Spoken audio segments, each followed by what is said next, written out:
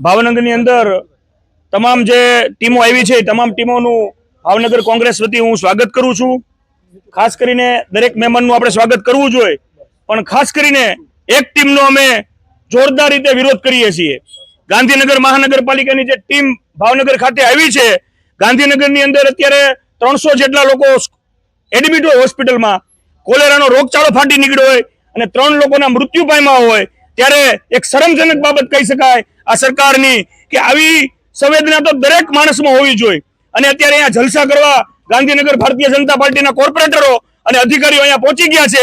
એક શરમજનક ઘટના કહી શકાય કે ત્યાં પાણી પીવાના પાણીના હિસાબે આટલો રોગચાળો ફાટી નીકળ્યો હોય તો આપણે એવી સંવેદના ગુમાવી।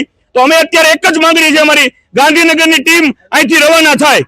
લાલભાઈ, જે રીતે વાત કરીએ તો ગાંધીનગરના મેયર છે તેમણે એવું કીધું હતું કે ભાજપની ટીમ ઉપર કામગીરી ઉપર કોંગ્રેસ પાણી ફેરવી રહી છે અને કોંગ્રેસનું કામ જ ખોટું બોલવાનું છે। પણ એમાં જો તમે બધા મીડિયાના મિત્રો સૌ જાણો છો, 3 લોકોના મૃત્યુ પામ્યા છે ને 250 થી 300 થી વધુ લોકો ત્યાં એડમિટ છે હોસ્પિટલમાં। હવે આવી વાત હોય જ્યાં એડમિટ હોય એમાં અમે રાજકારણ કરવા આવતા હોય? તમારે તમારી જે જવાબદારી છે એમાંથી તમે છટકી રહ્યા છો અને તમે વિચાર કરો આ ભારતીય જનતા પાર્ટી પર લોકો કેમ વિશ્વાસ કરે? અહીંયા એક તો અહીંયા તમે જલસા કરવા આવ્યા છો ગાંધીનગરથી ભાવનગર અને ત્યાં લોકો મરી રહ્યા છે, ત્યાં લોકો હોસ્પિટલમાં એડમિટ છે અને એમાં તમારે રાજકારણ સૂચે છે તમને? ડેપ્યુટી મેયરનું એવું સ્ટેટમેન્ટ છે કે અમે ક્રિકેટ મેચ તો રમીને જ જઈશું, એ બાબતે શું કહેવું? તો એ તમારે સમજવાનું કે ડેપ્યુટી મેયર જો એટલો આંચકો મારીને કહેતા હોય કે અમે ક્રિકેટ મેચ રમીને જઈશું એટલે એને લોકો પ્રત્યેની કોઈ લાગણી નથી, એમને પોતાની જવાબદારીનું ભાન નથી, આવા લોકોને સત્તામાં રહેવાનો કોઈ અધિકાર નથી।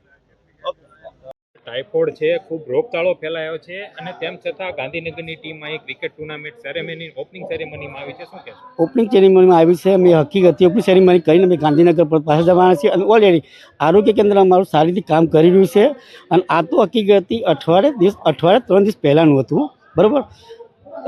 ટેપો રોજ નીકળ્યો એ અમારી ટીમ ગાંધીનગરની ટીમ કામ કરે છે।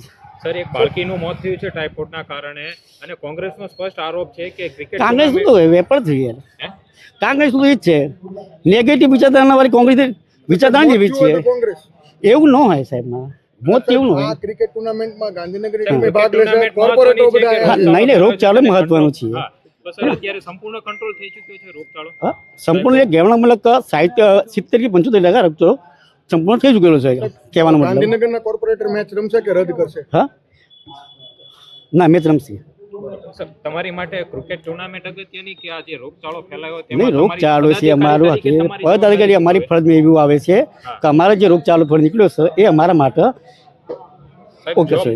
તમારા ગાંધીનગરના પ્રથમ નાગરિક એવા મેયર પણ આ સેરેમનીની અંદર સામેલ છે, તો પ્રજા જ્યારે ઈચ્છી રહી હોય કે ટાઇફોઇડ કંટ્રોલમાં આવે અને ત્યારે તમે આ ભાવનગરની અંદર પ્રજા હકીકત આવે પણ એનું કામકાજ ચાલુ જ છે। આપના જ નગરસેવકોનું એવું સ્ટેટમેન્ટ છે કે ડેપ્યુટી મેયર ને મેયર અહીંયા ભાવનગર નથી આવે, ગાંધીનગર બેઠા છે, પણ આપની હાજરી તો ભાવનગરમાં દેખાય છે, એ બાબતે શું કહેશો?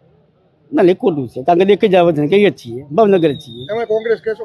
હા, કોંગ્રેસ કહેશો કે કોંગ્રેસ વાળા ખોટું? ના, કોંગ્રેસે કીધું છે એવું ન હોય સાહેબ, સત્ય છે। હા, તો કેમ એવું સ્ટેટમેન્ટ? ઓકે, બીજું બોલે રોગચાળા લઈને કેવી પરિસ્થિતિ?